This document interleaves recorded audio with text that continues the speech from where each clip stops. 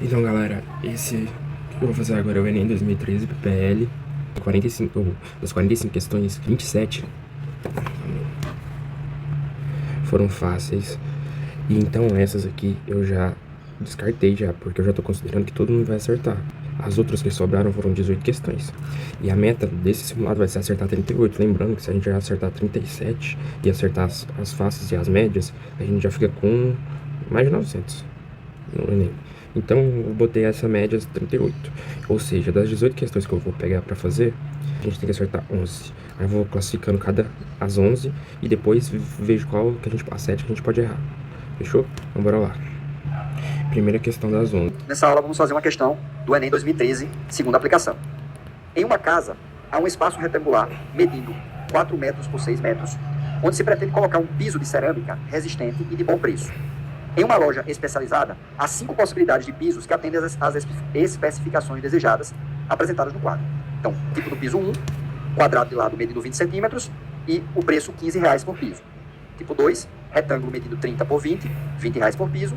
Tipo 3, quadrado medindo 25 centímetros de lado, por R$25. Tipo 4, retângulo medindo 15 por 25, custando R$20. Tipo 5, quadrado de lado medindo 40, o preço por piso R$60. Levando em consideração que não há perda de material, dentre os pisos apresentados, aquele que implicará o menor custo para a colocação do referido espaço é o piso. Então, vamos lá. Primeiro, o que eu preciso aí? Eu preciso cobrir uma região, aqui embaixo, de 4 metros por 6 metros. O que eu preciso é isso. Ou seja, essa região vai ter 6 vezes 4, ou 4 vezes 6, 24 metros quadrados. 24 metros quadrados. Que vão dar, como tudo aqui está em centímetro, vamos pensar, ó, metro quadrado, decímetro quadrado, centímetro quadrado. Então, do metro quadrado por centímetro quadrado, eu vou ter que multiplicar 2 vezes por 100. Então, multiplicou por 100, eu vou precisar aqui de mais 2 zeros, né? Mais 4 zeros, querido. 2 zeros, 2 zeros, 4 zeros. Isso aqui vai dar 24, 0, 0, 0, 0, né? 240 mil centímetros quadrados. Então, isso é o que eu preciso para revestir essa sala, né? Esse espaço retangular que ele fala. E aí eu tenho 5 opções. Primeira opção, um quadrado medindo 20 centímetros quadrados, um quadrado de lado medindo 20, que a área dele vai ser 20 ao quadrado. O retângulo de lados medindo 30 por 20, que a área vai ser 30 vezes 20. Daqui a pouco a gente faz as continhas. Um quadrado de lado medindo 25 centímetros, então a área vai ser 25 ao quadrado. Um retângulo 16 por 25, que a área vai ser 16 vezes 25. E um quadrado de lado medindo 40, que a área vai ser 40 ao quadrado. Então esse aqui vai dar 400 centímetros quadrados, esse aqui vai dar 600 centímetros quadrados, esse aqui vai dar 25 ao quadrado, dá 625 centímetros quadrados, esse aqui, ó, 4 vezes 25 dá 100. Como 16 é 4 vezes 4, seria 4 vezes 4 vezes 25, vai dar 400. 400 centímetros quadrados. Ou então você pensa, multiplicar por 16 é multiplicar 4 vezes por 2, né? Então 25, ó, vezes 2, 50, vezes 2, 100, vezes 2, 200, vezes 2, 400. E 40 ao quadrado vai dar 1.600 centímetros quadrados. Beleza? Então eu tenho essas áreas aqui, essas áreas. Só que esse aqui custa R$15 o piso, esse aqui custa R$20 o piso, esse aqui custa R$25 o piso, esse aqui custa R$20 o piso e esse aqui custa R$60 o piso. Aí eu preciso saber qual deles tem o menor custo, né? Reais por piso. Aí vamos fazer o seguinte, vamos tentar dividir, né? Então, o piso 1 custa R$15 por 400 centímetros quadrados. O piso 2 custa R$20 por 600 centímetros quadrados. O piso 3, que é piso 1, piso 2, piso 3, né? Piso 1, piso 2, piso 3. R$25 por 625 centímetros quadrados. O piso 4, R$20 por 400 centímetros quadrados. E o piso 5, R$60 por 1.600 centímetros quadrados. Aí vamos fazer o seguinte, para não ficar uma conta aqui, isso aqui vai dar uns números bem quebrados, né? Então, em vez de pensar em real, vamos pensar em centavo. Vou multiplicar isso aqui por 100, os numeradores, né? Passando de real para centavo. Então, R$15 vai ser 1.500 centavos. R$20 vão ser 2.000 centavos. Que eu vou poder simplificar mais facilmente, né? 2.500 centavos, 2.000 centavos, 6.000 centavos. Aí vamos fazer as continhas? Porque aí cada um deles, ou quase todos, né? Eu consigo simplificar mais facilmente. Por exemplo, aqui 0,000, tem aqui, ó, 0,000, também, né? 0,000, aqui também 0,000. Então, a maioria dá para dividir. Ó, 15 dividido por 4. Dividir por 4 é dividir 2 vezes por 2. Então, 15 por 4 vai dar 15 por 2 dá 7,5. 7,5 por 2, ó, 7,5 por 2. Aí, 7 por 2 dá 3,5.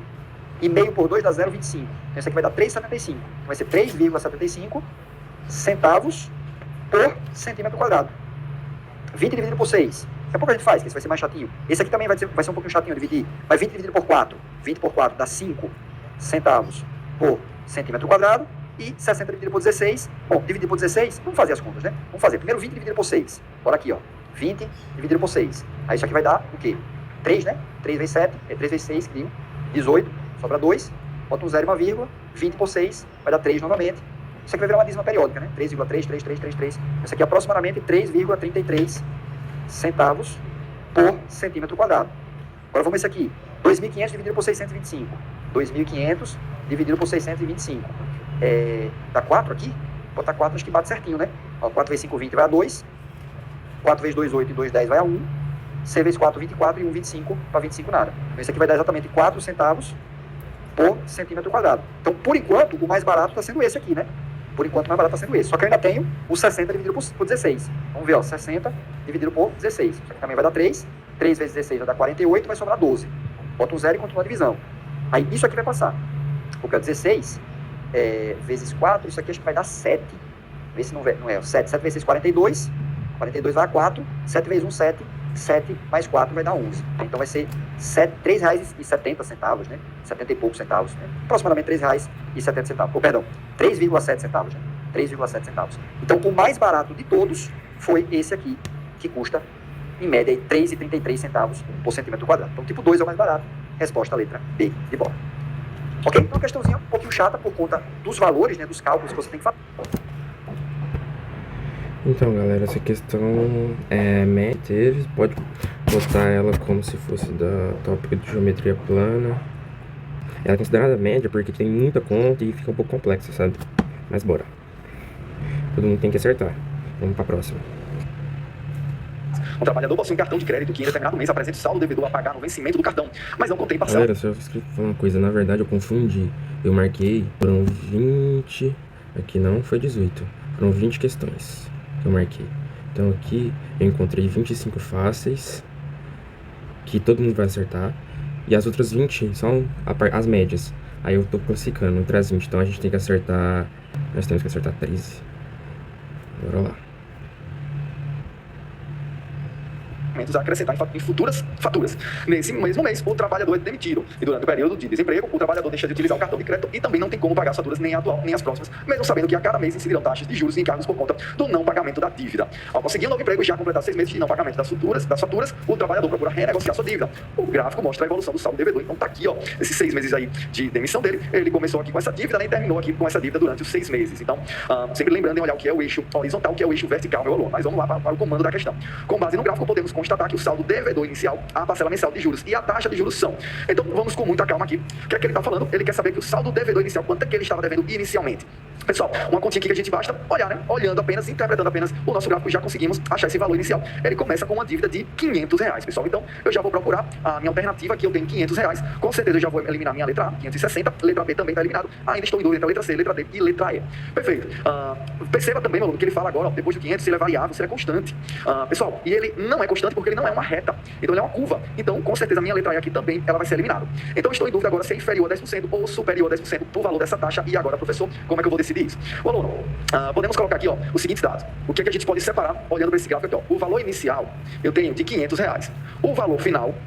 Ô, professor, o senhor vai utilizar o valor final 1.050? Não, meu aluno, porque se eu for levar em consideração o último 6 meses, eu vou fazer em forma de juros compostos e vai ficar um expoente muito grande, já que seria elevado a 6, daria muito trabalho. Então, pessoal, eu vou considerar apenas um mês. E com um mês, tanto faz você fazer pela forma de juros compostos ou pela forma de juros simples, porque foi somente um mês, meu aluno. Lembre que a diferença entre juros simples e juros compostos é que o juros simples, ele incide sempre do mesmo capital, sempre do mesmo valor inicial. E juros compostos é sempre juros sobre juros. Então, sempre vai ser acumulativo. Só que nesse caso, como é de apenas um mês, eu vou aplicar a forma de juros simples. O meu valor final, em um mês, professor, tá difícil descobrir quanto é o valor de um mês. Eu vou pegar um valor aproximado, pessoal, um pouquinho acima de 550, vai ser 500, vou botar só um pouquinho na 560 aqui, ó. Então tá ótimo, pode ser 570, pode ser um 580, é tudo aceitável, você vai ver que nossa aproximação aqui já vai dar para marcar entre a letra C e a letra D. Perfeito? Já que eu vou utilizar a fórmula de juros simples, então lá na fórmula eu preciso descobrir quanto foi correu de juros. Se o valor inicial que eu apliquei foi R$500 e retirei 560, então é porque aqui se passaram R$60. Perfeito? Vamos lá, relembrando a fórmula de juros simples. Juros é igual a CIT sobre 100.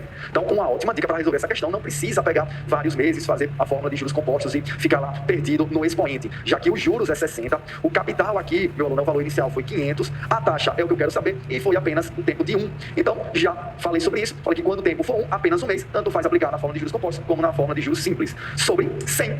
Dá para cancelar esses dois zeros, com esses dois zeros eu vou ter um 5 vezes I vezes 1, um 5I. Então, 5I é igual a 60. O meu I vai ser igual a 60 dividido por 5, eu vou ter um 12. Lembre que aqui já está em porcentagem, 12%. Professor, se eu tivesse colocado outro valor próximo também, 570 ou algo assim, também daria um valor acima de 10%, marcando nossa letra D em mais um XP Resolve. Então, questão de matéria de juros, lembrando, galera, que eu separo em 3 partes, como eu falei pra vocês. Da 25 a 34, que vai ficar entre essas as médias mais fáceis, da 35 a 40. 35, na verdade, a 39, que aí são as médias para mais difíceis.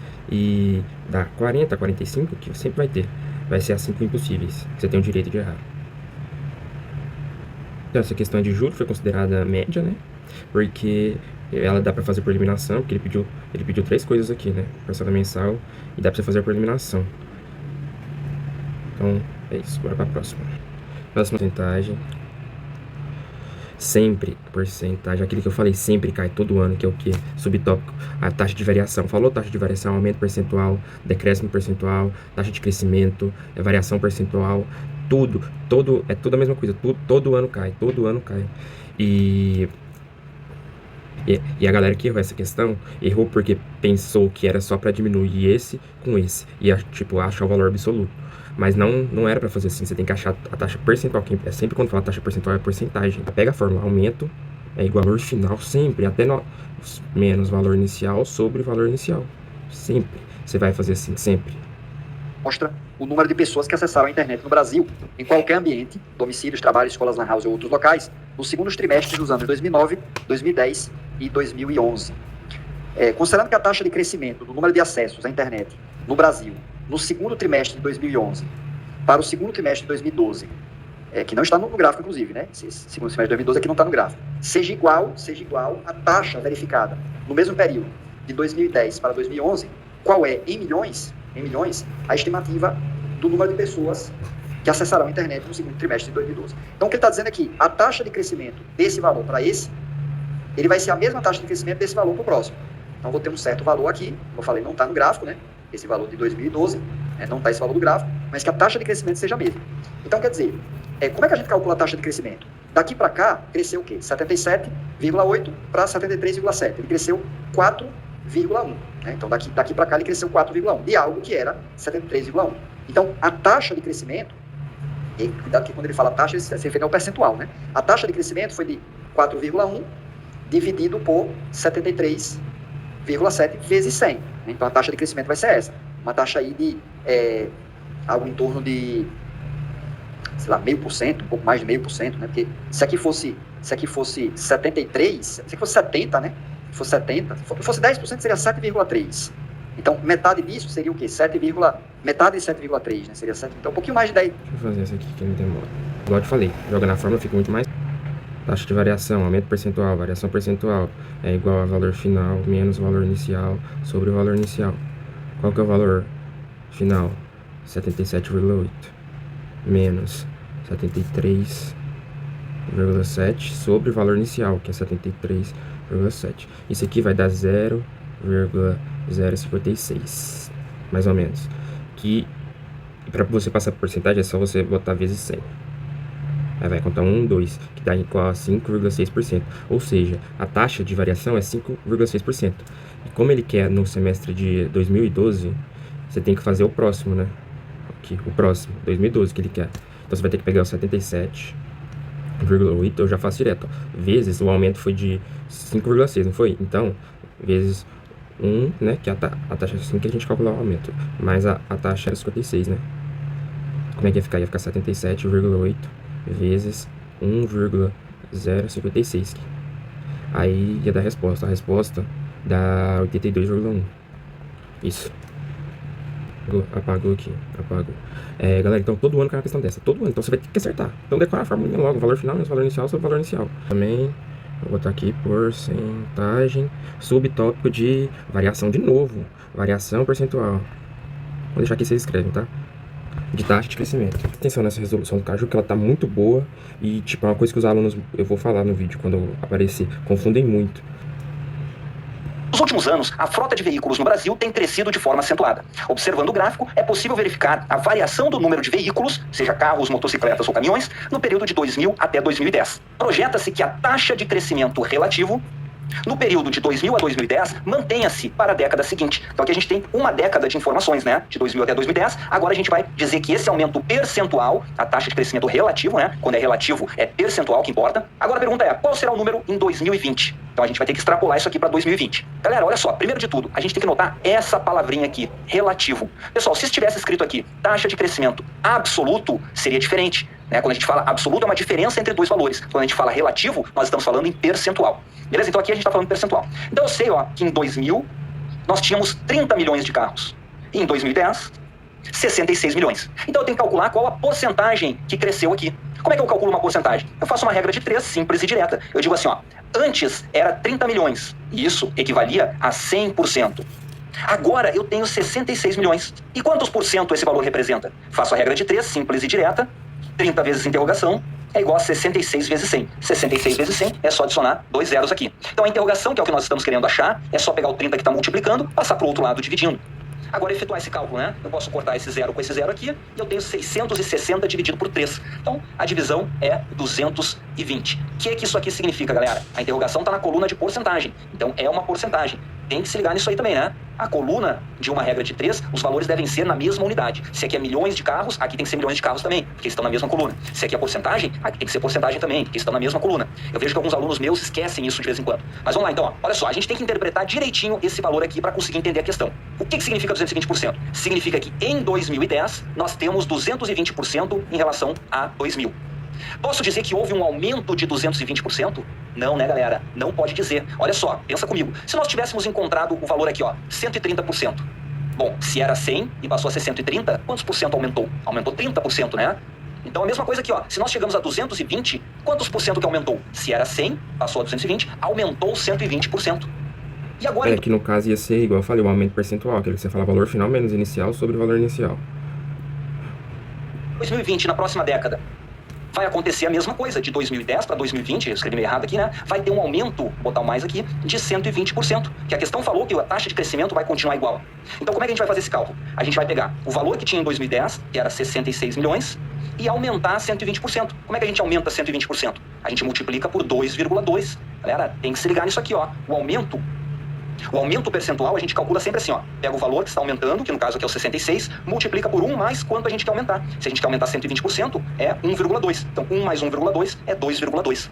Então fazendo essa conta aqui, a gente vai descobrir quanto que tem em 2020, quantos automóveis tem em 2020. Vamos lá, ó. Como é que eu faço uma conta com vírgula de multiplicação? Eu ignoro a vírgula e no final eu penso nela. 2 vezes 6 vai dar 12, vai 1. 2 vezes 6, 12 mais 1, 13. Boto o zero aqui, mesma coisa, 2 vezes 6 vai dar 12, vai 1, já tá ali. 2 vezes 6, 12 mais 1, 13. 2 com 0 dá 2, 3 com 2 dá 5, aqui dá 4 e aqui dá 1. Agora olha só, eu tenho uma casa depois da vírgula só, nesses dois números. Então, eu tenho uma casa depois da vírgula na resposta. Então nós temos 145,2 milhões de automóveis, não, como é que chamam? Veículos. 145,2 milhões de veículos em 2020, gabarito letra E. Olha só, galera, o Kempache, que solicitou essa questão, teve uma dúvida bem legal, que eu acho que muita gente pode ter tido também. Apesar de já ter feito a resolução, vamos discutir essa dúvida. Olha só, ele perguntou por que eu não poderia fazer uma linha reta aqui, ó, passando nesse ponto, e lá no outro ponto, achar a equação dessa reta, estender e calcular lá em 2020. Por que eu não posso fazer isso? Galera, porque uma linha reta não representa um aumento percentual constante. Olha só, toda vez que eu aumento uma percentagem, eu não estou multiplicando por um valor. Olha só, daqui para cá, eu multipliquei por 2,2, não foi? Para ter o aumento aqui de 120% que a gente encontrou. Então, multipliquei por 2,2. Depois eu vou multiplicar por 2,2 de novo. Depois por 2,2 de novo. Pessoal, isso aqui não é uma PG, uma progressão geométrica. A progressão geométrica não é linear. Então, não pode ser uma reta aqui. Vai ser uma exponencial, galera. Então, não posso achar uma equação de reta aqui que não representa a questão. Beleza? Então, se vocês curtiram essa resolução, não esquece de dar o joinha aí embaixo e de compartilhar. Sei que ficou um pouco confuso, mas na semana de porcentagem o professor Danielzinho vai explicar isso direitinho pra você, de aumento e taxa de aumento. Agora, questão 152, tópico de equação. do primeiro grau. Eu esqueci de falar. Vocês viram que caíram 2 questões de taxa de variação, né? Num ano só do Enem. Equação importante. Equação do primeiro grau. Pode aí colocar, se tiver botado subtópico, na equação. Vamos lá para a questão 152, que é uma questão de telefonia celular. Aquele negócio de minutos, gastos, planos de celular. É bem legal. Certa empresa de telefonia oferece a seus clientes 2 pacotes de serviço. O pacote laranja, que tem 300 minutos mensais de ligação local, e o usuário deve pagar R$ 143 por mês. E será cobrado o valor de 40 centavos por minuto, que exceder o valor oferecido. Então vamos fazer um resuminho aqui com esse pacote laranja. Então nós temos que o pacote laranja ele tem um valor fixo de 143 até 300 minutos e tem um valor variável, que é 40 centavos por cada minuto que for excedido. Beleza? Um resuminho aqui para nós. E o pacote azul, nós temos 100 minutos mensais de ligação e o usuário deve pagar mensalmente R$ 80 e será cobrado o valor de 90 centavos por minuto, que exceder o valor oferecido. Eu vou fazer aqui o pacote azul, o mesmo resuminho. Para ser mais vantajoso contratar o pacote laranja, comparativamente ao pacote azul, o número mínimo de minutos de ligação que o usuário deverá fazer é quanto? Galera, o que é ser mais vantajoso nessa situação aqui? É a mesma coisa que ser mais barato. Então nós temos que pensar no valor pago para cada plano e ver qual dos dois é mais barato, até que ponto, e em que ponto o laranja passa a ser mais barato que o azul. Beleza? Para fazer essa análise, como nós temos valor fixo e valor variável, eu vou colocar um gráfico aqui para nós interpretarmos essa situação mais facilmente. Esse gráfico aqui nós temos no eixo X a quantidade de minutos gastos e aqui o valor que a gente vai pagar. Vamos começar colocando então o pacote laranja, que eu estou fazendo com a canetinha vermelha porque eu não tenho caneta laranja, né? Então olha só, o pacote laranja, o valor é fixo de R$ 143 até 300 minutos. Então a gente vai no eixo Y, coloca os R$ 143. Tá aqui ele, ó, 143. Então a gente vai ter um valor fixo de gasto até atingirmos uma quantidade de minutos igual a 300 minutos. Então o valor fixo é uma reta horizontal. Aqui, ó, não aumenta nem diminui. Vai fixamente até chegar nesse ponto aqui que a gente vai definir, que é o ponto onde a gente gastou 300 minutos de ligação. A partir desse momento, a nossa conta, que era fixa, era constante, ela começa a aumentar. Então ela vai começar a aumentar aqui, vai aumentar. Eu não sei qual a inclinação dela. Eu só representei aqui pra gente fazer a análise. Beleza, esse aqui é o plano laranja. Vamos fazer a mesma análise com o plano azul. O plano azul, ele tem um valor fixo de R$ 80. Bom, se aqui é 143, o 80 tá mais ou menos no meio aqui, ó. Então o 80 ele vai andando com um valor fixo também, mas ele vai só até 100 minutos. Então se aqui é 300, o 100 é mais ou menos até aqui, ó. Então esse carinha, ele vai até esse ponto com um valor fixo. Depois desse ponto, a conta do plano azul vai começar a aumentar. Só que a gente tem que saber se ela vai aumentar aqui, ó, ou vai aumentar aqui. Por quê, galera? Porque a gente quer saber quando que o plano laranja é mais vantajoso. Olha só, nesses gráficos aqui que nós desenhamos, o plano azul tá o tempo todo abaixo do plano laranja, não tá? Se ele tá abaixo, quer dizer que ele é mais barato. Quem tá pra baixo é mais barato e é mais vantajoso. Só que a partir desse momento, o plano azul vai começar a crescer. Se ele crescer devagarinho aqui assim, ó, ele vai sempre ficar embaixo do plano laranja e sempre vai ser mais vantajoso. Mas como existe um ponto onde o laranja passa a ser mais vantajoso, significa que o nosso gráfico ele pode crescer desse jeito aqui, ó. Ele pode crescer e chegar num ponto que ele ultrapassa o gráfico laranja e passa a ser mais caro. Ou pode ser que ele venha pra cá também, ó. Ele vem aqui por baixo e corte depois aqui o nosso gráfico laranja. Então a gente tem que descobrir aonde que o gráfico azul vai cortar o plano laranja. E o ponto crucial é exatamente nos R$ 143. Eu tenho que descobrir se o plano azul vai ultrapassar a barreira de R$ 143 antes de 300 minutos ou depois de 300 minutos. E como é que eu vou fazer isso? Eu vou ter que achar uma equação que representa o gasto com o plano azul. Vamos achar essa equação?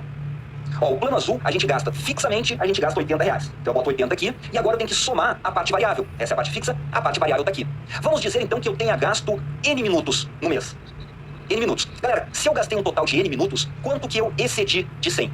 Vamos fazer um exemplo, ó. Se o N fosse 120, galera, se eu gastei 120 minutos no mês, quantos minutos eu excedi acima de 100? Eu pego 120, diminuo 100, excedi 20 minutos. Se eu gastei 160 minutos, excedi 60, porque eu fiz 160 menos 100. Então se eu gastei N minutos, o excesso vai ser N menos 100. Botei aqui, ó, N menos 100 é quando a gente excedeu de 100 minutos. Então olha só, a parte variável vai ser a quantidade de minutos que eu excedi, que é N menos 100, multiplicado pelo valor que eu pago por cada minuto excedido. Então essa aqui é a quantidade de minutos excedidos, eu multiplico por 0,9. Essa é a equação que me dá o gasto com o plano azul. E eu quero saber quando que esse gasto vai ser igual a R$ 143. Então eu vou botar agora aqui, ó, no lugar do gasto, eu boto R$ 143.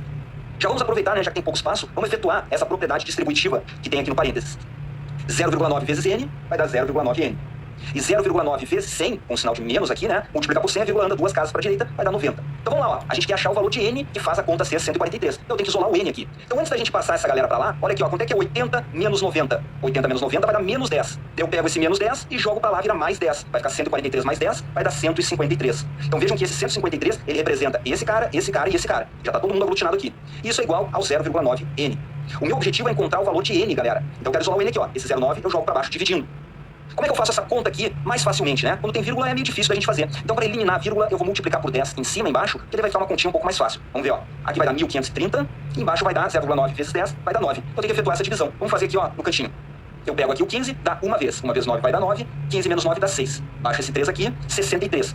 dá por 7, 7 vezes 9 vai dar 63, sobra 0, baixa esse 0 aqui e acrescenta o 0 aqui, acabou. Então dá 170 essa divisão. Galera, isso significa que esse ponto aqui, ó, de corte, é o ponto 170 minutos. A gente vê que o meu desenho tá bem fora de escala, né? Essa reta aqui era pra subir bem mais inclinada. Mas tudo bem, não interessa, né? Que o 170 tá mais próximo do 300 do que do 100. O que significa isso? Significa que até 170 minutos, a curva azul tá embaixo da curva vermelha, ou seja, o plano azul é mais barato. Quando chega em 170, os dois planos têm o mesmo valor. E quando a gente passa de 170, o azul fica mais caro. Então, o laranja fica mais vantajoso, acima de 170. Quantos minutos a gente tem que gastar para gastar mais do que 170? Tem que gastar 171. Gabarito, letra, Charlie. Beleza, galera? Então, se vocês curtiram essa resolução... Então, questão 144. Outra questão. Então, aí falando sobre razão e proporção. Luísa decidiu pintar seus cabelos e os de sua mãe usando as cores B e C em ambas as tinturas. A cor B é a que tinge os cabelos brancos e a cor C dá um tom mais claro durante a exposição à luz. Luísa sabe que, em cabelos com muitos fios brancos, como os de sua mãe, a proporção entre as cores C e B é de 1 para 3. Então veja, ó, os cabelos de sua mãe, a proporção entre C e B tem que ser de 1 para 3. Para ela, que tem poucos fios brancos, a proporção para C aplicada é de 3 partes da cor C para uma parte da cor B. Então, para ela, né, Luísa, a proporção de C para B seria o contrário, né? 3 para 1. Ok. Além disso, para sua mãe, que tem cabelos curtos, basta uma aplicação de 60 gramas do produto. Já para seus longos cabelos, Luísa no caso, são necessárias 120 gramas. De acordo com a situação descrita, a quantidade em gramas da tintura da cor B que Luísa deve adquirir para pintar os seus cabelos e os de sua mãe é. Então veja, nos dois casos aqui, eu estou separando em 4 partes ao todo. Aí aqui, dessas 4 partes, uma delas é da cor C e 3 delas é da cor B. E aqui, das 4 partes que eu tenho, uma delas é da cor B e 3 delas vai ser da cor C. Então, para a mãe de Luísa, eu vou precisar, ele quer quanto vai ser pintado da cor B, né? Então, ó, da cor B são 3 de cada 4 partes. Então, para pintar a mãe, os cabelos da mãe, né? Pintar a mãe, não pintar os cabelos da mãe, eu vou precisar de 3 quartos, né? 3 quartos das 60 gramas, dos 60 gramas, né, que eu preciso aí para pintar o cabelo dela. Então, fazendo a continha aí, ó, 60 dividido por 4 vai dar 15, 15 vezes 3 vão ser 45 gramas da cor B. Já para pintar o próprio cabelo dela, ela vai precisar só de uma de cada 4, né, uma da cor B de cada 4. Então vai ser 1/4, só que é 1/4 de 120. É 1/4 de 120 dividido por 4, vão dar 30 gramas. Ou seja, somando tudo aqui, eu vou precisar de 75 gramas. 75 gramas do gabarito vai ser a letra B de bola. Ok? Então essa aí foi mais uma questão do EXP Resolve. Então, mais uma questão de razão e proporção, né? Não, mais uma não, acho que foi a primeira. Então, ele vai estar na de razão, no tópico, e no subtópico você pode botar a regra de 3, se você tiver botado esse subtópico. Uma questão que a gente tem que acertar, né? Que não é difícil essa questão. Para quem quer fazer 37 e 38, tem que acertar essa questão. O símbolo internacional de acesso, mostrado na figura, anuncia local acessível para o portador de necessidades especiais. Na concepção desse símbolo, foram empregados elementos gráficos geométricos elementares. Está aqui o símbolo. Regras de acessibilidade é o meio físico para o deficiente. Os elementos geométricos que constituem os contornos das partes claras da figura são, cuidado, os contornos das partes claras. Então, eu não vou pegar a figura em si, só vou pegar os contornos. Então, observe, para os contornos, o que é que eu tenho? Eu tenho arcos de circunferência, ó, arcos de circunferência, tem vários aí, arcos de circunferência, e segmentos de reta. O resto tudo é formado por segmento de reta, ó. Segmento de reta, segmento de reta, segmento de reta, segmento de reta, segmento de reta, segmento de reta, segmento, segmento, segmento, segmento, segmento, segmento, segmento, segmento, segmento. Então, arcos e segmentos de reta. Gabarito, letra C. Beleza? Então, cuidado, porque você pode se confundir, né? E querer marcar, por exemplo, coroas circulares, né? Porque essa figura aqui seria um pedaço de uma coroa circular, mas ele é bem claro, ele só quer os contornos das partes claras. Ok? Essa foi mais uma questão do nosso quadro EXP Resolve. Bons estudos. Até a próxima. Cuidado também, que a galera costumou errar nessa questão, diferença entre segmento de reta e reta. O segmento de reta é só uma parte de uma reta, né? Ele pode ser mostrado, tipo o segmento que o Bode falou. A galera pode ter confundido também. Por isso que eu botei essa questão como média. Então, essa eu deixaria sem classificação. Ou você pode botar na geometria plana, né? Dos conceitos básicos. Mas eu deixaria sem classificação. Que no caso eu não ia pegar pra colar.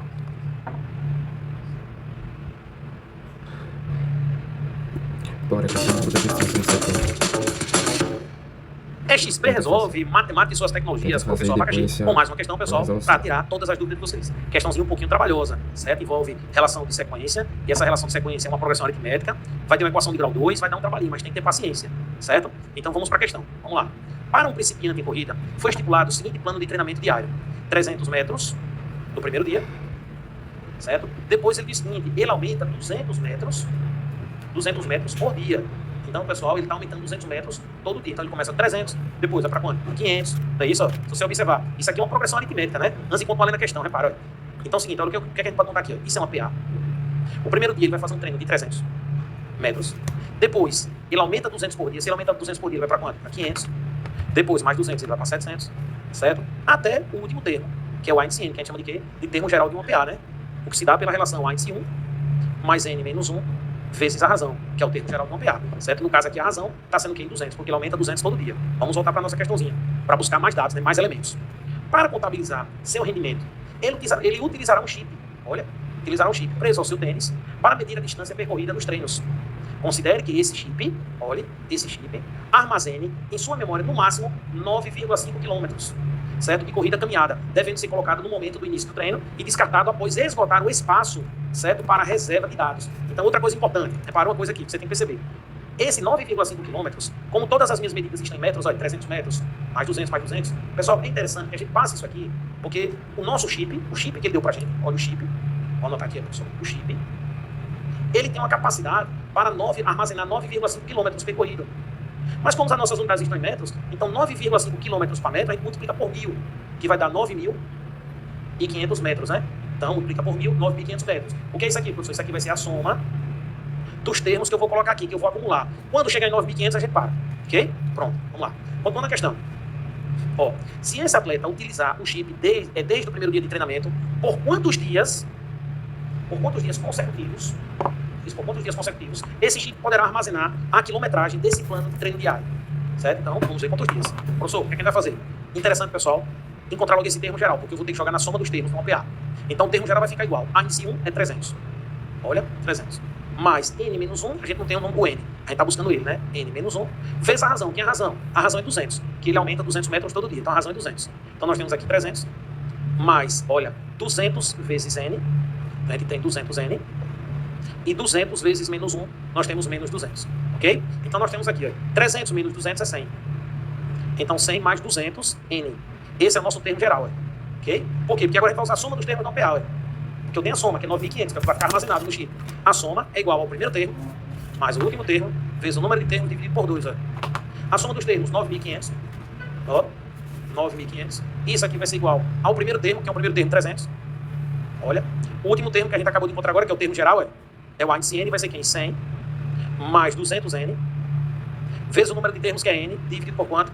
Dividido por 2. Então, bora lá. 9.500 vai ficar igual. 300 mais 100 é 400.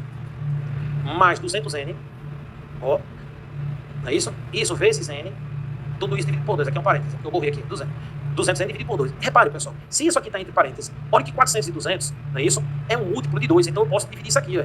Já posso dar uma eliminadazinha aqui, ó. Então vamos dividir aqui, ó, 400 por 2 e 200 por 2, ó. Não é isso, ó? Então aqui vai ficar 9.500, vai ser igual a 200, porque 400 por 2 é 200, 200N por 2 é 100, 100N, isso vezes N, ó.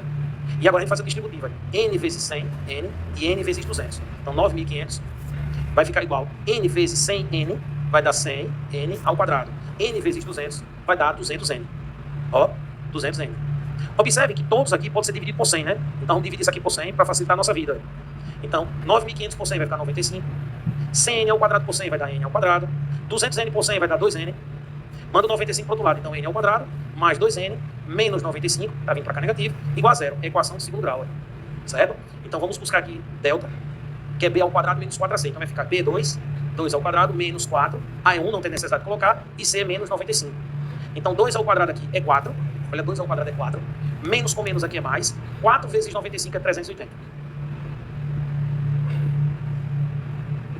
Menos 20 é menos 22. Dividido por 2 é menos 11.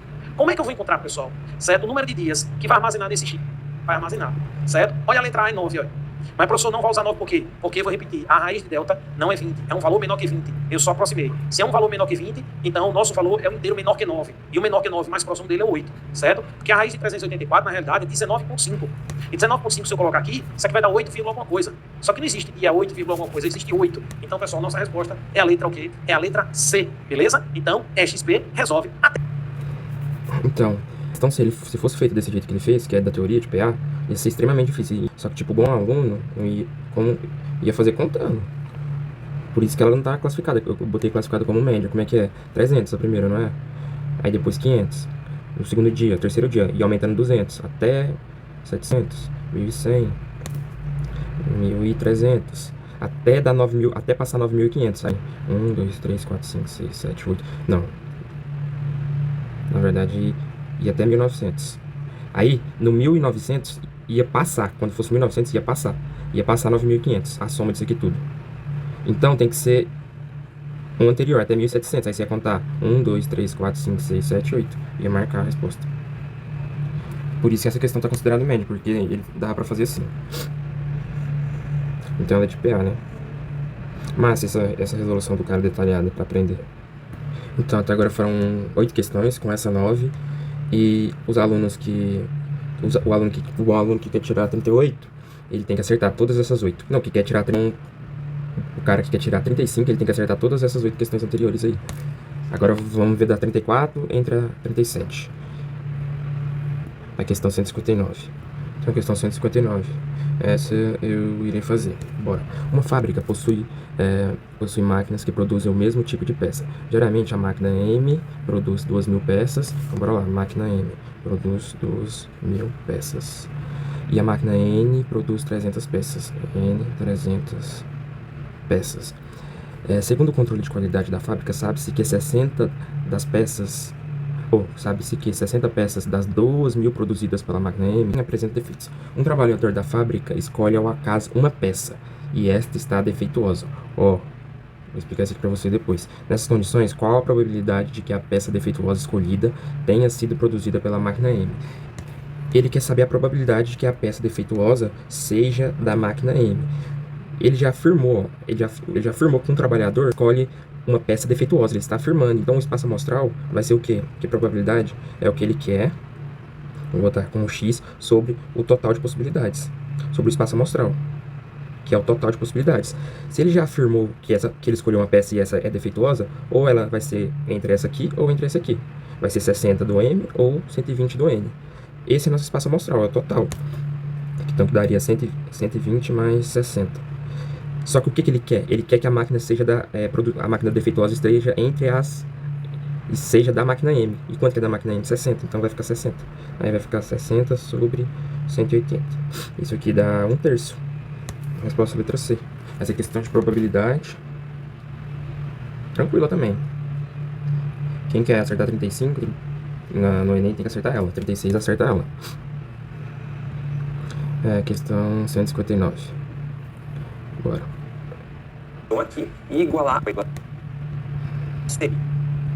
Fala, meus queridos e minhas queridas, bem-vindos a mais um vídeo do canal Instituto Ensino de Potência. Eu sou o professor Eduardo e hoje vamos resolver a questão 157 do Enem de 2013. PPL. Uma fábrica utiliza uma frota particular de caminhões para distribuir as 90 toneladas de sua produção semanal. Todos os caminhões são do mesmo modelo e, para aumentar a vida útil da frota, adota-se a política de reduzir a capacidade máxima de carga de cada caminhão em meia tonelada. Com essa medida de redução, o número de caminhões necessários para transportar a produção semanal aumenta em 6 unidades, em relação ao número de caminhões necessários para transportar a produção, usando a capacidade máxima de carga de cada caminhão. Qual é o número atual de caminhões que essa fábrica usa para transportar a produção semanal, respeitando-se a política de redução de carga? Então, o que o exercício quer saber? O exercício quer saber a quantidade de caminhões que eles vão estar utilizando quando tem redução de carga. Então, basicamente, a gente tem aqui um exercício de sistema de equação de primeiro grau. Basicamente, eu vou ter duas equações, que é a condição inicial e a condição final, e com essas duas equações eu vou solucionar. Daí, na resolução, a gente vai cair numa equação de segundo grau e vai ter que resolver. Então, vamos lá. Como que eu faço? O que eu sei? Eu sei que a quantidade inicial de caminhões é C e cada caminhão leva uma quantidade T de toneladas. O que eu quero saber? Eu sei que eles vão ter que aumentar em 6 unidades a quantidade de caminhão. E eu quero saber justamente quanto que vai ser essa quantidade de caminhões mais 6, porque é a quantidade depois da redução de carga. Então, justamente o que a gente está procurando é C mais 6. Então, isso aqui é a dúvida do exercício. Como que eu faço? O que eu sei? Eu sei que na condição inicial, cada caminhão, que é a quantidade de caminhão C, leva uma quantidade T de toneladas. Se você pegar essa quantidade de caminhões e multiplicar por T, você vai ter a quantidade total de toneladas, que é 90. O que eu sei? Eu sei que eles vão reduzir a quantidade de toneladas em meia tonelada para cada caminhão. E eles vão aumentar a quantidade de caminhões em 6. Então, o que eu vou ter? Eu vou ter C mais 6, essa é a minha nova quantidade de caminhões, vezes a quantidade inicial de toneladas que cada um levava, menos a redução, que é meia tonelada. Então, 0,5. Por que 0,5? Porque aqui eu tenho 90 toneladas. Então, como aqui já está em toneladas, eu só preciso reduzir meia tonelada, que é 0,5. Isso aqui, multiplicado, vai ser igual a quantidade igual, que no caso é a mesma quantidade que é 90. Então, eu vou ter aqui 90. Beleza, o que eu faço agora? Agora é só eu fazer a multiplicação aqui que eu vou conseguir resolver. Então, eu vou ter C vezes T. Aqui, C vezes menos 0,5 é menos 0,5C. 6 vezes T mais 6T. 6 vezes menos 0,5 é menos 6 vezes 0,5, 3. Então, menos 3, que é igual a 90. O que eu sei? Aqui eu tenho C vezes T. E aqui também, que é igual a 90. Então, no lugar do C vezes T, eu vou colocar 90. Então, eu vou ter 90 menos 0,5C mais 6T menos 3. Isso aqui é igual a 90. O que acontece? Esse 90 cancela com esse 90. E você vai ter aqui esse 3 passando para a direita, ficando igual a 3. Então, você vai ter menos 0,5C mais 6T igual a 3. Como você quer saber quem que é o nosso C, o que eu posso fazer? Eu posso isolar o T e substituir esse C na outra equação. Então, o que você vai ter? Você vai ter 6T igual a 3 mais 0,5C. Esse 6 vai passar dividindo. Então, tu vai ter que T é igual a 3 mais 0,5C dividido por 6. Beleza? Então, você tem essa equação. O que você faz? Aqui, você pode isolar o T também. O que você vai ter, então? Você vai ter que T é igual a 90 sobre C. Como isso aqui é igual a T e isso aqui é igual a T, eu posso pegar esta equação aqui e igualar a essa equação aqui. Então, o que eu vou ter? Vou achar aqui um pouquinho. Eu vou ter 3 mais 0,5C sobre 6 é igual a 90 sobre C. Então, esse C que está aqui vai passar multiplicando e esse 6 também. Então, o que você vai ter? Você vai ter C que multiplica 3 mais 0,5C. Isso aqui é igual a 90 vezes 6. O que eu faço agora? Agora é só resolver. Eu vou ter C vezes 3. Isso aqui é 3C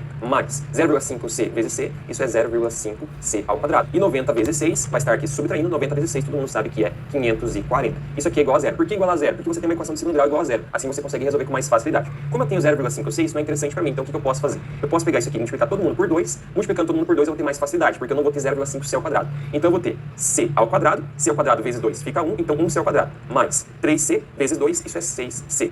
Então, o que você vai ter? Você vai ter menos 6 mais ou menos. 36, menos 4 vezes 1 vezes menos 1080, esse 4 negativo, com esse 1080, isso fica positivo. Então, 36 mais 4 vezes 1080, isto é raiz de 4.356. Daí, isso aqui você pega e divide por 2, porque 2 vezes 1 é 2.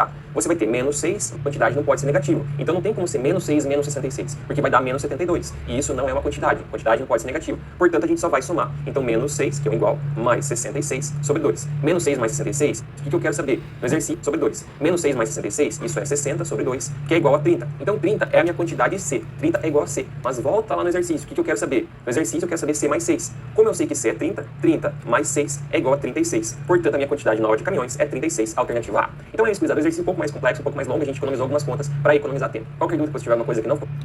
Então, galera, esse exercício, quem a gente vai fazer 37, 38, teria que acertar esse exercício também, tem capacidade de acertar esse exercício. Ele é só um pouco difícil devido à conta, igual o professor falou. Esse aqui é o modelinho de equação de segundo grau. No subtópico que eu botei, coloca modelo, tira e coloca. Cara, se for cair na equação de segundo grau, a chance é cair esse modelo. Qual que é o modelo? Igual ele falou, você vai pegar 6 mais C mais 6 e aumentar 6 e colocar T menos 0,5, que diminuir, tipo isso. Diminui o preço de ingresso, aumenta o número de pessoas. Outro exemplo, de um produto aumenta o preço de vendas. Sempre vai cair uma questão desse jeito. O modelo é a mesma coisa, essa equação assim. Bora. Questão 146. Bora. Queridas, bem-vindos a mais um vídeo do canal Instituto Ensino de Potência, eu sou o professor Eduardo, e hoje estaremos resolvendo a questão 146 do Enem de 2013 PPL. A logomarca de uma empresa de computação é um quadrado AEFG com partes pintadas como mostra a figura. Sabe-se que todos os ângulos agudos presentes na figura medem 45 graus e que AB igual a BC, CD e DE. A fim de divulgar a marca entre os empregados, a gerência decidiu que fossem pintadas logomarcas de diversos tamanhos nas portas, paredes e a fachada da empresa. Pintadas as partes cinza de todas as logomarcas, sem desperdício e sem sobras, já foram gastos R$320. O preço das tintas cinza, preta e branca é o mesmo. Considerando que não haja desperdícios e sobras, o custo para pintar as partes pretas e o custo para pintar as partes brancas serão respectivamente. Então o que o exercício quer saber? Esse eu vou fazer para ir mais rápido. Eu faço de um jeito melhor, eu acho. Então, bora. Ele falou que o AB é igual a ABC, que é igual a CD. Então, eu chamei tudo de X.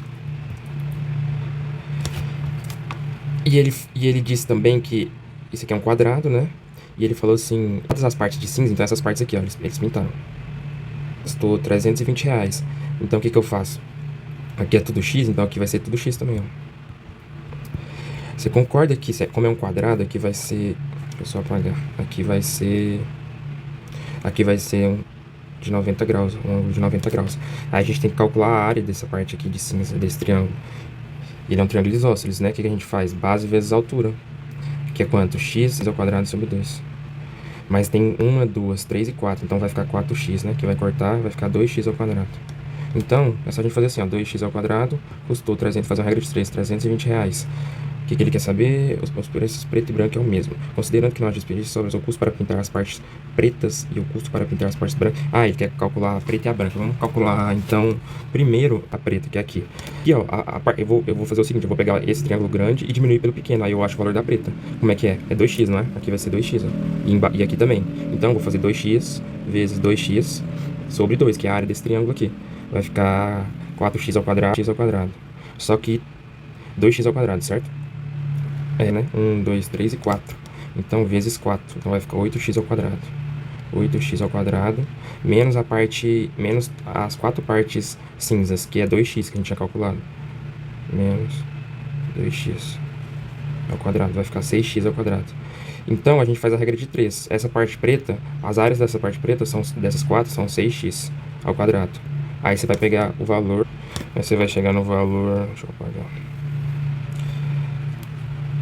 Você vai chegar no valor, vai cortar aqui com aqui, você vai chegar no valor y igual a R$960. Então, a parte preta ficou R$960 aqui.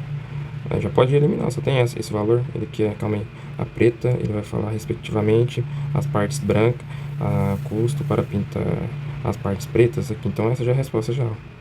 Mas bora fazer para parte branca. Então, o quadrado maior, a gente viu, o quadrado maior é 1, 2, 3, 4, 4x. Vamos calcular a área dele. 4x vezes 4x. Vai ficar 16x ao quadrado. Menos essa parte aqui, mais essa, mais essa, mais essa. Aí a gente acha a área desse aqui, do quadrado branco. Qual que era a área que a gente tinha achado? Essas duas aqui era 2, né? A pequenininha e a grandona era 6, né? Não, a grandona era 6 que a gente tinha calculado. Ia dar 8x. Então, a gente calcula o seguinte. 8 ia ficar menos 8x ao quadrado. Que no caso seria 8x, ia ficar 8x ao quadrado. Então essa área da branca é 8x ao quadrado. A gente faz a mesma coisa. 320, ele falou que 2x, a gente já fez que 2x ao quadrado era 320, agora acho x. Então vai ficar a mesma coisa. Corta, x é igual a... ia ficar x igual a 1280, que é a resposta aqui da parte branca. Vamos C.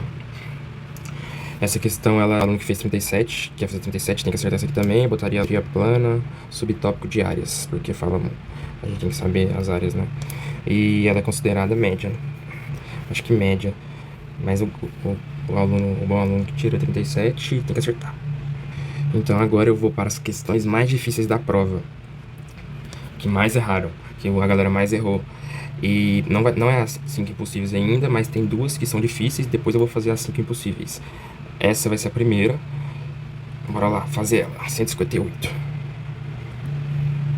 E se vocês quiserem solicitar a resolução de alguma questão do Enem aqui no meu canal, é só escrever no comentário aí embaixo também. Vamos lá então para a questão 158, que é uma questão de geometria. E galera, como todos já sabem, eu adoro geometria. Vamos lá então, que é bem bonita essa questão. O proprietário de um terreno retangular medindo 10 metros por 31,5 metros, tá aqui o terreno, ó, já está indicado as medidas no desenho, mas foi dito no enunciado também. Então o proprietário deseja instalar lâmpadas nos pontos Charlie e Delta, conforme ilustrado na figura. Então vamos ver, ó, o terreno está aqui, ele vai botar uma luz aqui e uma luz aqui, ó, nesses 2 pontos Charlie e Delta. Cada lâmpada ilumina uma região circular de 5 metros de raio. Essa informação é importante, vamos sublinhar aqui.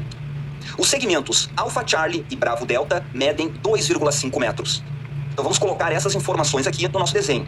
Alpha Charlie, é esse segmento aqui, 2,5 metros. E o Bravo Delta, aqui ó, Bravo Delta, 2,5 metros também.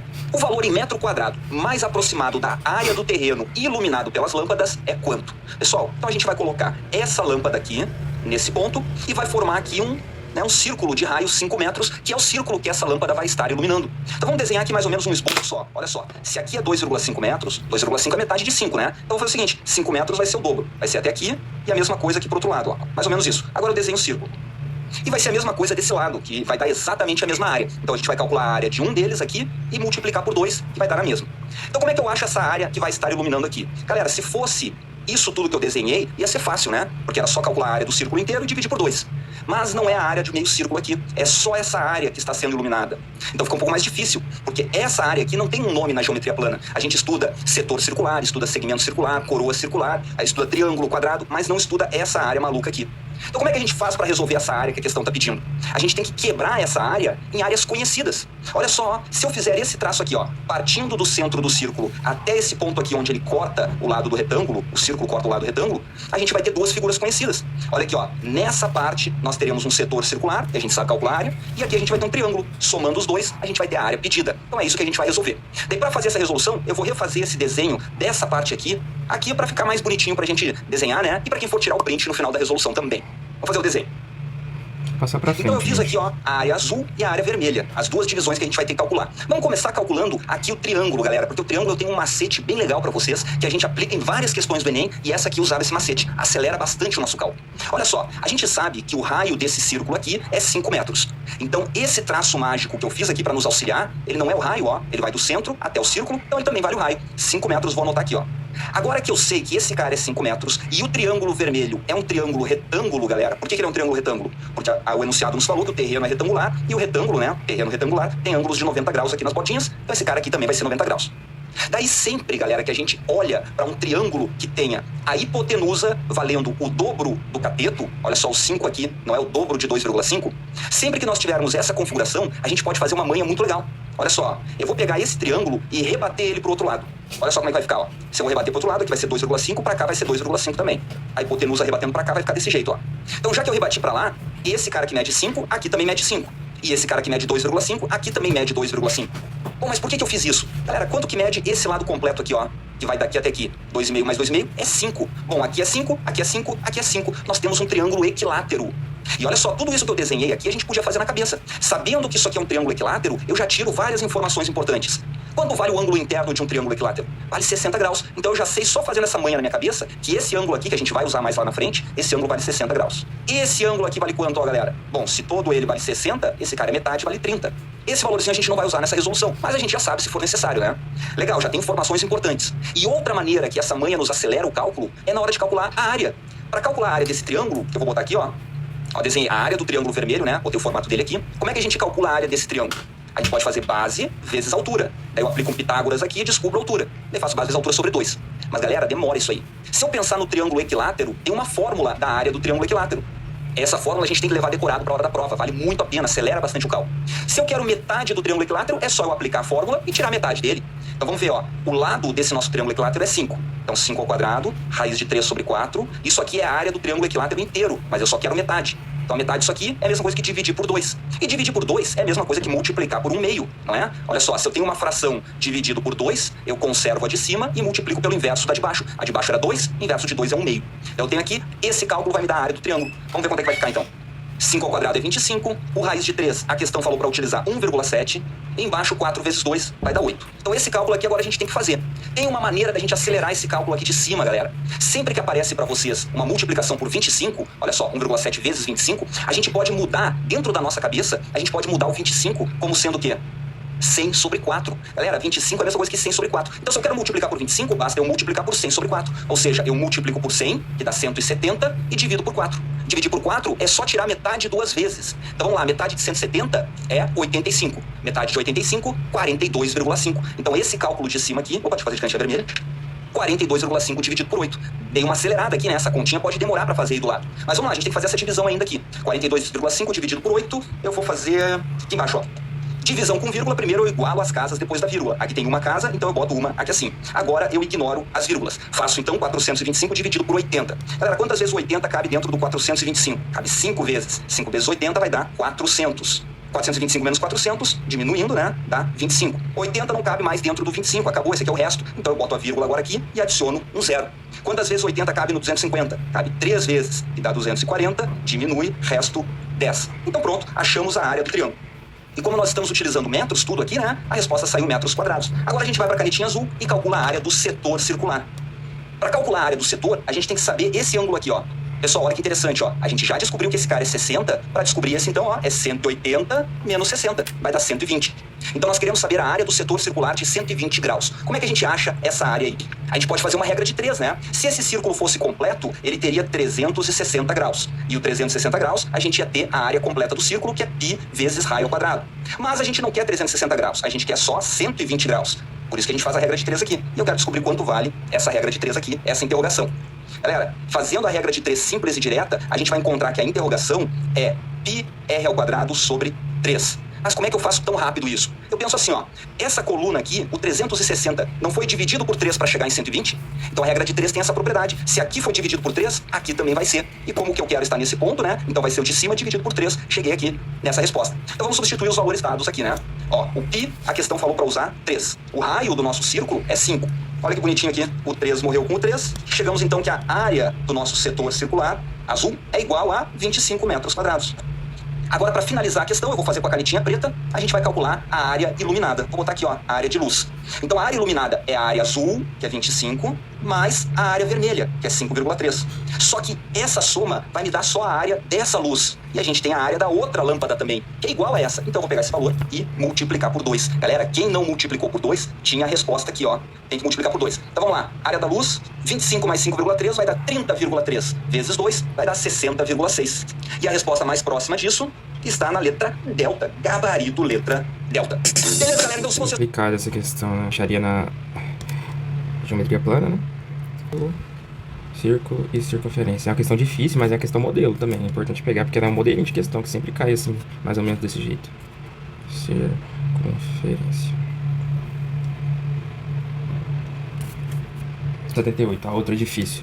Até para dar 40 questões. Também de 2013 BPE. Uma característica interessante do som é a sua frequência. Quando uma mesma fonte sonora se aproxima do ouvinte, o som ouvido por ele tem uma frequência maior do que o som produzido pela mesma fonte sonora, se ela estiver parada. Entretanto, se a fonte sonora se afasta do ouvinte, a frequência é maior. Esse fenômeno é conhecido como efeito Doppler. Um ouvinte parado junto a uma fonte ouve o seu som com uma frequência constante, que será denotada por F. 4 experimentos foram feitos com essa fonte sonora em movimento. Denotaremos por F1, F2, F3 e F4 as frequências do som da fonte sonora em movimento ouvido pelo ouvinte, que continua parado nos experimentos 1, 2, 3 e 4. Depois de calculadas as frequências, as seguintes relações foram obtidas. F1 igual a 1,1 F, F2 igual a 0,99 F1, F1 igual a 0,9 F3 e F4 igual a 0,9 vezes F. Em quais experimentos a fonte sonora se afastou do ouvinte? Então o que o exercício quer saber? O exercício quer saber em qual experimento ela se afastou. O que eu sei? Eu sei que quando ela se afasta, a frequência é menor. Então basicamente, se ela se afastar, a gente vai ter uma frequência menor do que a frequência original. Então eu sei que a frequência original é F. Então, por exemplo, se eu tiver uma F onde que ela está diminuindo a minha frequência, se eu tiver uma frequência que for reduzida, o que acontece? Ela se afastou, porque a frequência reduziu. Então é justamente isso que a gente vai ter que buscar. A gente vai ter que buscar qual dessas, F1, F2, F3 e F4, é menor em relação à F original. Aquela for menor, a gente pode dizer que se afastou por causa da questão de ser uma frequência menor. Então vamos lá, começando com a F1. O que eu tenho na F1? F1 é igual a 1,1 F, certo? Sendo F1 igual a 1,1 F, a F1 ela é maior do que a F, porque ela está multiplicando por um valor que é maior do que 1. Quando eu multiplico por algo que é maior do que 1, eu estou aumentando. Então, se está aumentando, ao invés dela ter se afastado, ela está o quê? Ela está mais perto. Portanto, F1 está mais perto. Beleza, agora vamos para a próxima, F2. O que eu vou ter na F2? F2 é igual a 0,99 F1.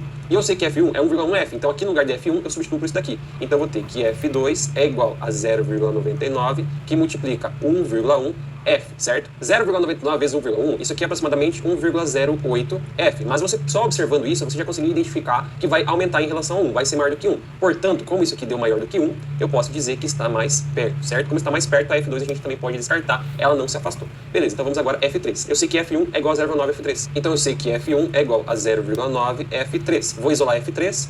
Eu sei que F3 é igual a F1, mas eu sei que F1 é 1,1 F, então 1,1 F, que vai estar dividindo por 0,9. Porque, ó, 0,9 passou dividindo e no lugar de F1 eu coloquei 1,1 F. Então, o que eu sei? Eu tenho aqui, basicamente, um valor que já é maior do que 1 e eu estou dividindo por um valor que é menor do que 1. Sempre que eu divido por algo que é menor do que 1, 0,9, 0,5, eu estou aumentando. Então, isso aqui vai ser aumentado ainda mais. Como vai ser aumentado ainda mais, vai estar muito maior do que 1, então é mais perto. Se é mais perto, basicamente, eu já posso afirmar que a F3 também não se afastou.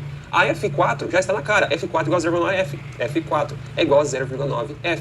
Como é 0,9F, ela é o quê? Ela está mais longe. Por quê? Porque ela reduziu a F, então está mais longe. No caso, longe. Como está mais longe, eu posso afirmar que esse aqui é o único experimento onde ela se afastou. No caso, a alternativa E. Então é isso, pessoal. Basicamente o exercício aí de interpretação do exercício, porque ele te dá as informações aqui e o resto é basicamente análise numérica. Então é isso.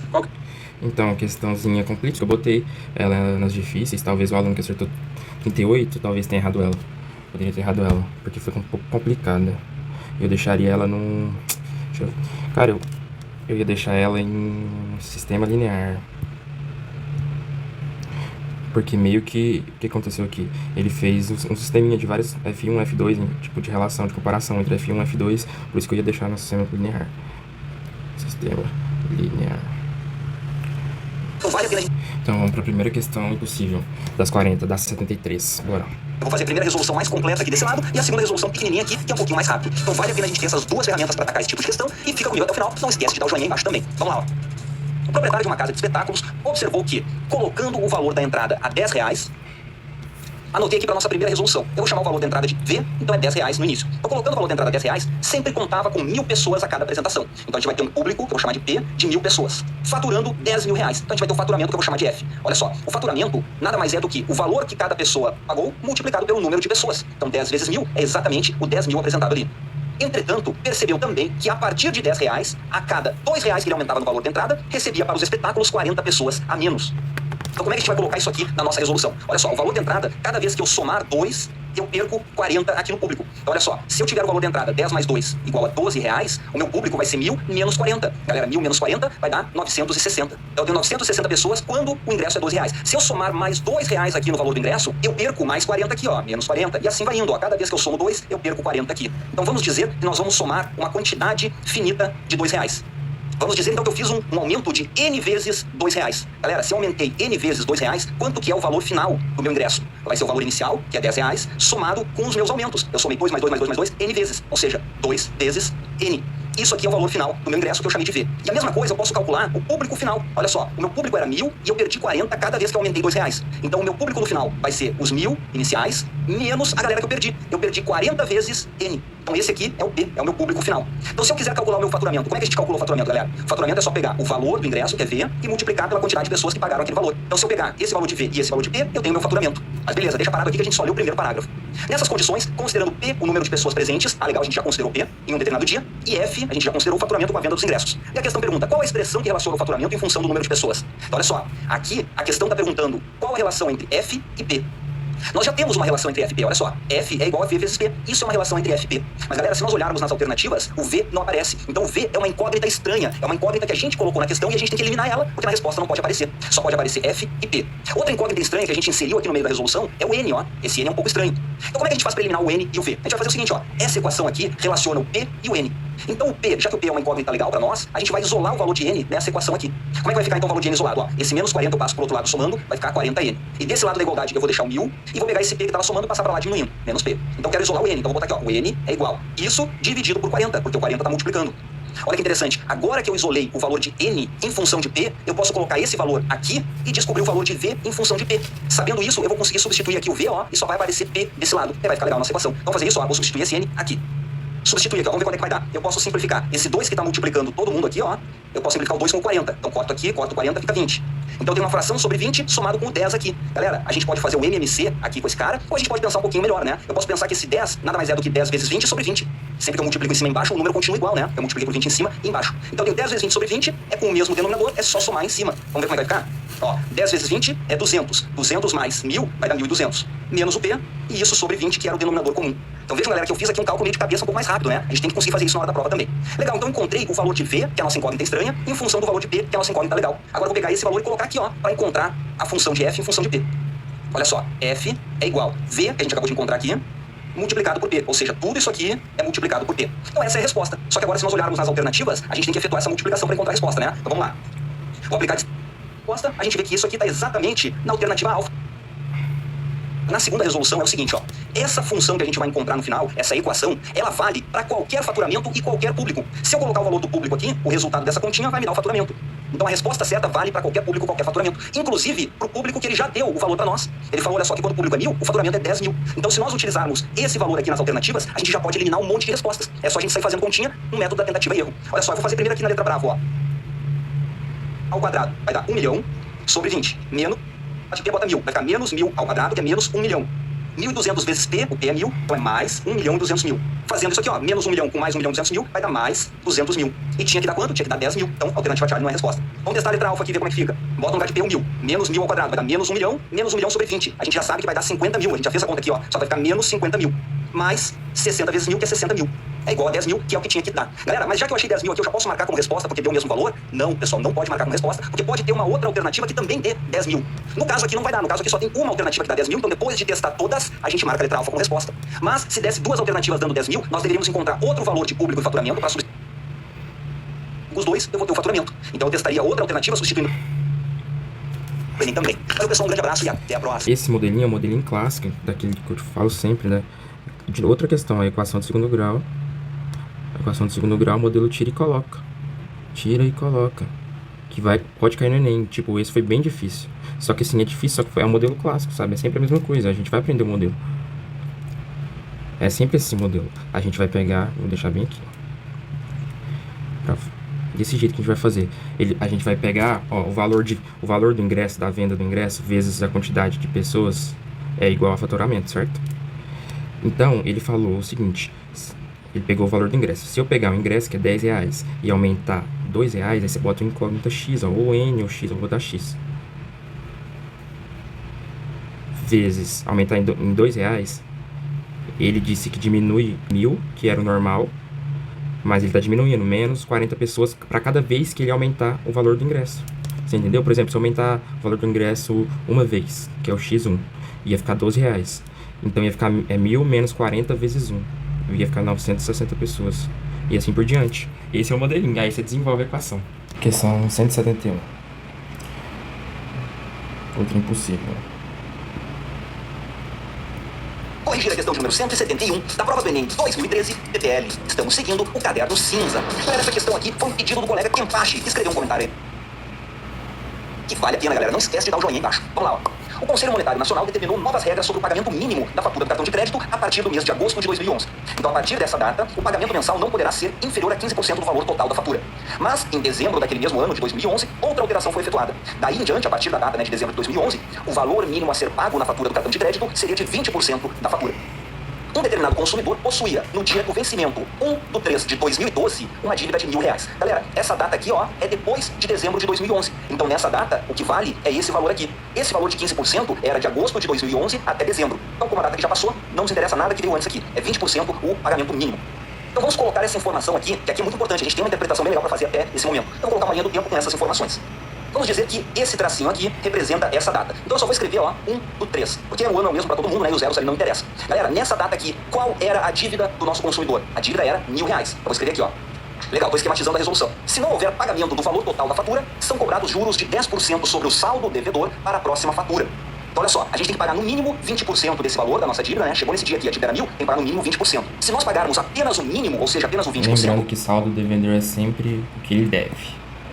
Ainda vai faltar 80% para pagar. Esse é o saldo devedor, que vai ter um juros de 10%. Eu botei as informações aqui, ó, juros de 10% e pagamento mínimo 20%, eu tinha esquecido de colocar. Então esse consumidor, para quitar a sua dívida, optou por pagar sempre o mínimo da fatura. Então todo mês ele vai pagar o mínimo da fatura, que é o mínimo da dívida dele, a cada mês, e não vai efetuar nenhuma compra. E a pergunta é, qual a dívida desse consumidor em 1/5 de 2012? Então, ó, vamos ver, aqui é 1/3, aqui é 1/4, aqui é 1/5. Então a gente vai ter que caminhar na nossa linha do tempo até chegar aqui, ó, e encontrar a dívida nesse dia. Galera, a dívida a gente vai colocar nessa linha. Qual que era a dívida em 1/3? Era 1.000. Daí eu vou efetuar o pagamento mínimo, 20%. Então quanto eu vou pagar nesse primeiro mês? 20% de 1.000, que é 200, né? Então se eu paguei apenas 200, ainda falta pagar 800. Então esse 800 é o meu saldo devedor. Olha só, se não houver pagamento do valor total, foi o caso aqui, vai ser cobrado juros de 10% sobre o saldo devedor. Então agora a gente vai pagar um juros de 10% sobre esse 800, que vai vir na próxima fatura. Então na próxima fatura, a nossa dívida é o saldo devedor, 800, mais os juros, galera. Por quê? Os juros vai para a próxima fatura. Os juros de 10%. Quanto é 10% de 800? É 80, né? Então eu vou botar um juros de 80 aqui. A minha dívida nesse momento, então, é 880. Essa é a dívida, então eu vou fazer o pagamento mínimo. O pagamento mínimo é 20% da minha dívida. Então eu vou pagar 20% de 880. Galera, quanto é que é de cabeça 20% de 880? A gente faz assim, ó. Para calcular 10%, basta a gente cortar esse zero. Ou seja, divide por 10, a gente tem 10%. Então 10% desse cara é 88. E 20% é o dobro de 88, vai ser 176. Então o nosso pagamento nesse mês aqui vai ser de 176. Então vamos calcular agora o nosso saldo devedor efetuando a subtração. 0 menos 6, não dá para diminuir, então pede emprestado, né? O 8 empresta, vira 7, o 0 recebe emprestado, vira 10. 10 menos 6 vai dar 4, 7 menos 7 dá 0, e 8 menos 1 vai dar 7. Então o nosso saldo devedor no dia 1 do 4 é 704. Agora, esse valor, a gente vai computar a dívida no dia 1 do 5. A dívida vai ser o 704, que é o saldo devedor anterior, mas eu ainda tenho juros. Os juros é 10% desse valor aqui. E de novo, a gente vai fazer de cabeça, galera. 10% de 704 é só dividir por 10, né? A vírgula cai pra cá. Então é R$70,40. Somando esses dois, ó, 704 mais 70 vai dar 774. E esse 40 centavos aqui vai ficar aqui do ladinho. Pronto. Essa é a nossa dívida no dia 1 do 5. Gabarito letra delta. Galera, uma dúvida que aparece nesse tipo de questão é se a dívida no mês não é considerada depois do pagamento, ou seja, a minha dívida no dia 1 do 4 não seria 704? Não, galera, a dívida é antes do pagamento. Que nem ele falou aqui pra nós, ó. Ele disse que no dia 1 do 3 a dívida era 1.000. E não 800 a dívida dele. A dívida era 1.000 e nesse mesmo dia ele pagou 200, então terminou o dia devendo 800. Daí é o saldo devedor. Aqui, mesma coisa aqui, ó. A dívida era o saldo devedor mais os juros, pagamento e aqui o saldo devedor. Saldo devedor mais juros, dívida, gabarito dela. Beleza, galera? Então se vocês curtiram essa... Então, galera, você viu também a complexidade dessa questão? Ela ficaria em juros e o subtópico de matemática financeira. Por que eu botei daí impossível? Porque toda questão de matemática financeira que cai, ela é geralmente impossível. E, cai no Enem, depois fica 2 anos sem cair, depois volta a cair de novo. Então, e é sempre difícil de fazer. Por exemplo, para fazer essa, você ia demorar pelo menos uns 15 minutos, nem compensa. Por isso que eu botei as impossíveis, que você pode errar 5. Deixa eu botar aqui de matemática, juros, né? Subtópico de matemática financeira. Vamos para a próxima, 166. Lembrando uma coisa, as questões 5 impossíveis que eu boto, não é porque são as mais difíceis, talvez é porque ela ficou mal elaborada, ficou confuso, questão inédita, assim, sem classificação, sem modelo, entendeu? Ou talvez é difícil mesmo. Probabilidade e... Ao realizar uma compra em uma loja de departamentos, o cliente tem o direito de participar de um jogo de dardo, no qual, de acordo com a região do alvo acertada, ele pode ganhar 1 ou mais prêmios. Caso o cliente acerte fora de todos os 4 círculos, ele terá o direito de repetir a jogada até que acerte uma região que tem o direito de ganhar pelo menos um prêmio. O alvo é o apresentado na figura. Então nós temos aqui esse alvo, ó, e a gente ganha prêmios se acertarmos dentro desses círculos aqui. Se nós acertarmos fora do círculo, a gente não ganha prêmio, mas a gente pode repetir até ganhar um prêmio. Então todo mundo que joga ganha alguma coisa. Ao acertar uma das regiões do alvo, ele terá direito aos prêmios indicados nessa região. Então vamos parar por aqui e entender o que ele quis falar. Olha só, esse círculo aqui representa a torradeira. Então se nós acertarmos aqui, a gente ganha a torradeira. Se nós acertarmos aqui, a gente ganha a torradeira. Aqui também, aqui também, aqui. Ou seja, qualquer lugar dentro desse círculo, a gente ganha a torradeira. Mas olha só, esse círculo aqui, a gente ganha um liquidificador. Então se eu acertar aqui, ó, eu ganho um liquidificador. Mas e se eu acertar aqui? Bom, se eu acertar aqui, eu tô dentro do liquidificador e tô dentro da torradeira também. Então aqui eu vou ganhar 2 prêmios se eu acertar nessa região aqui. E olha só, se eu acertar nessa região aqui, eu vou ganhar a torradeira porque eu tô dentro desse círculo, eu vou ganhar o liquidificador porque eu tô dentro desse, e vou ganhar também a batedeira porque eu tô dentro desse aqui. Eu só não vou ganhar a cafeteira. Então aqui eu ganho 3 prêmios, essa região aqui, ó. Essa região aqui eu só ganho o liquidificador, é um prêmio. Mesma coisa aqui embaixo, ó, é a batedeira somente um prêmio. Aqui a cafeteira somente um prêmio também. Aqui eu ganho 2 prêmios, porque eu tô dentro da torradeira e cafeteira, e aqui um prêmio só. Aqui eu ganho 3 prêmios, porque eu tô dentro da cafeteira, torradeira e liquidificador. 3 aqui também, a mesma coisa aqui 3 e a mesma coisa aqui. E se eu estiver dentro dessa área aqui assim, ó, galera, essa área que eu tô marcando, eu vou estar dentro dos 4 círculos. Então eu ganho 4 prêmios. Mas olha só, a gente não terminou de ler o enunciado ainda, tem mais coisa aqui no meio, ó. Existe ainda o prêmio extra, caso o cliente acerte o dardo no quadrado ABCD. Então olha só, se nós acertarmos aqui dentro desse quadrado, a gente vai ganhar os 4 prêmios aqui dos círculos, mais o prêmio extra. Então são 5 prêmios nessa área que eu vou pintar aqui, ó. Bom, a gente só não colocou aqui, né? São 2 prêmios aqui, porque tá dentro de 2 círculos, aqui também é 2, aqui também é 2. Então já preenchemos quase todo mundo. Só falta qual área pra gente preencher a quantidade de prêmios que a gente vai ganhar? Só tá faltando essa áreazinha aqui, ó. E quantos prêmios eu vou ganhar se eu acertar essa área verde bem pequenininha aqui? Eu vou ganhar somente os 4 prêmios dos círculos. Eu só não vou ganhar o prêmio extra porque eu não tô dentro do quadrado, mas eu tô dentro dos 4 círculos, então eu ganho 4. Essa questão se tornou impossível por causa disso, porque ficou muito confuso e você conseguir entender que era essa área que ia ser a área mais difícil, isso aqui, essa partezinha aqui. Prêmios. Beleza, então nós já entendemos a logística aqui dessa brincadeira. Então vamos lá, ó. João Maurício fez uma compra nessa loja e teve o direito de jogar o dardo aqui. A quantidade de prêmios que João Maurício tem a menor probabilidade de ganhar, sabendo que ele jogou o dardo aleatoriamente, é exatamente quantos prêmios. Então galera, já que a gente tá falando de probabilidade, vamos lembrar da fórmula da probabilidade. A gente pega a quantidade de casos favoráveis, divide pela quantidade de casos possíveis, nós temos a probabilidade. Mas como é que nós vamos fazer a probabilidade aqui, ó, nessa área? Exatamente isso, a gente vai usar a área. Qual o valor da área possíveis? Aqui assim, ó.